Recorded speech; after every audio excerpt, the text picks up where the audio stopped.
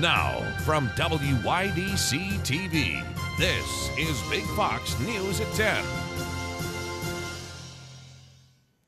Good evening. I'm Meredith Mitchell with Big Fox News. Scott has the night off. A woman who conspired with her father to kill her mother receives her punishment today.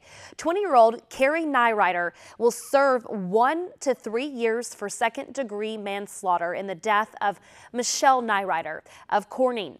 Court documents show Carrie distracted her sister as her father, Lloyd Nyrider, murdered Michelle last year. She then helped Lloyd stage it to look like a suicide. Earlier this week, Lloyd was sentenced to life in prison without parole on first-degree murder charges. Well, this morning, Carrie appeared with counsel Dave Hoffman, made application through her attorney to amend her plea to manslaughter in the second degree in the interest of justice. We had some discussion about that, and Judge Bradstreet did grant that application, so her manslaughter first plea was reduced to manslaughter second, and the judge sentenced her to 1 to 3 years in a New York State Correctional Facility. She's going to prison. There was some room for mercy in this case, and the place for it was with Carrie. I think the ends of justice are met. It sends a clear message if you're involved, even really as a victim as she was in somebody dying, you get punished and you go to prison. But I think it also reflects the reality that she was abused by her father for a very long time, that she was as much a victim in this case as many other people were. Well, she became very emotional. She was crying when she walked in the courtroom. It was, juxtaposing her against her father, who walked in stone cold, sort of made a bunch of contrite, self-serving statements. She let her lawyer speak for her. I don't think she had the ability to speak. She was expecting to be sentenced to a much longer term today. It has been a huge undertaking. There's no question about that. By our office, Jim Miller from my office and I have worked this case sort of nonstop since about August of last year. So it's an end to a chapter, no question, and I think it's an end that ends with justice. That's what we're looking for Michelle from minute one, and I think with what Judge Bradstreet did in sentencing both Lloyd and Carrie, that happened. Carrie Nyrider pled guilty back in March to second-degree murder and agreed to testify against her father, Lloyd. Carrie's sentencing was originally scheduled for Monday, but the court decided to change it to today. A special board meeting was held yesterday, and on the agenda, the resignation of Eric Griffin.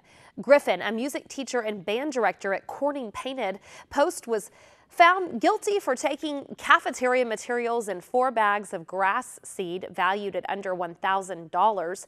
Griffin has been on administrative leave, but yesterday the board approved Griffin's resignation. Supporters tried to get the board to not accept the resignation without investigating more thoroughly. They also spoke of Griffin's character and expressed disbelief he purposely committed a crime. Eric has an outstanding character.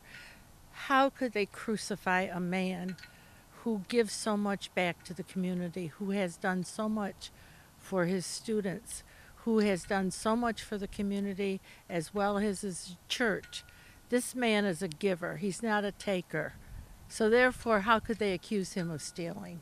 Eric is an outstanding man. He contributes a lot, and I really want to support him. And I'm really disappointed in our school board, and I hope that there are some changes in the year to come. There is a change.org petition circulating around social media where people are signing to show their support for Griffin. Currently, more than 500 people have signed. Griffin will return to Corning City Court on January 22nd to be sentenced. The season will be brighter for some area kids thanks to Kickin' Country 105.3 and the community. This week, the radio station hosted Santa's Day Off to benefit the Salvation Army. More than 1,100 gifts were brought into the studios for local children in need this holiday season. Yesterday was filled with local, regional, and national musicians who performed Christmas songs live on the air. Manager Jamie Evans says it was exciting to see the overwhelming community support from businesses and residents.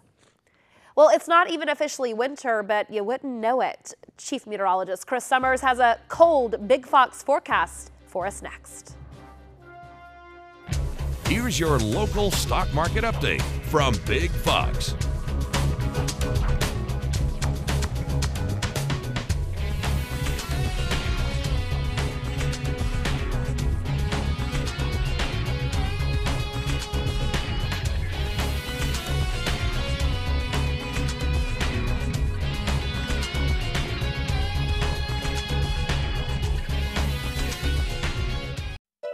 Now, your Twin Tiers forecast from Big Fox. And welcome back, everyone. We're taking a look at our weekend forecast. Those chilly temperatures definitely hanging around all weekend long. Can still see a few flurries from time to time as you head into your Saturday. Otherwise, partly to mostly cloudy skies. And really going to keep more of the same weather in the forecast here the next several days. Here's a look at our forecast for your Saturday. 31 degrees. A mixture of sun and clouds. Cold temperatures. Our west winds at 5 to 10 miles per hour. Here's your 7-day forecast. And it could make it a 37 as we head to your Sunday. But then back into 30s once again. Low 30s. By early next week, not seeing a lot of precipitation chances, maybe a few flurries from time to time. But again, not looking like we're going to see much in the way of any type of precipitation. Do eventually get back to the upper 30s to near 40 by the end of next week, and that could bring some rain chances by next Friday. All right, thanks so much, and thanks for joining us on Big Fox News. Have a great night and a great weekend.